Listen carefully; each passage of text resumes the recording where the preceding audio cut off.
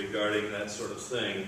Paul writes there in verses 14 through 17, and he says this, "Awake, you who sleep, arise from the dead, Christ will give you light. See then that you walk circumspectly and not as fools, but as wise, redeeming the time." Redeeming the time is the point here that he's making. "Because the days are evil. Therefore do not be unwise, but understand what the will of the Lord is." If you're going to consider your ways, you're going to have to say, well, what is the will of the Lord? Does God want me to do? Where are you going to learn that? You're going to learn that from the Scripture. This is what God would want me to do. You learn it from the providence of God, where He opens doors to you to do things. You learn it because we're redeemed. You see, Israel, by the grace of God, was brought back from captivity. God was gracious to His people. He was merciful to His people, brought them all the way back. And for 20 years, they hadn't laid a finger to building the temple. So now God asks them a question. Is it time for you yourselves to dwell in your paneled houses, and this temple to lie in ruins? There's a reason God asks that, because the temple had such representation among the people. It represented the presence of God among His covenant people.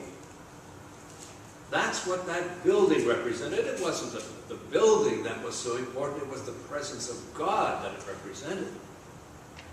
It was the place for fellowship with God. It was the place for bringing sacrifices to God. It was the place where you offered thank offerings to God. It was the place where you brought your prayers to God. It was the place that represented the presence of God among His people. For 20 years, they did nothing. Well, today we don't have a temple like Israel. This building is not a temple. This is just a building. It's where the church gathers, but it's just a building. Well, where is that temple?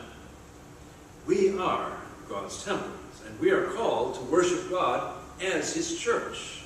And when we say, well, I've got my own life to live, I've got more important things to do than to worship, or to study the Scriptures, or to do the Lord's work in the church, then surely we're saying God can wait.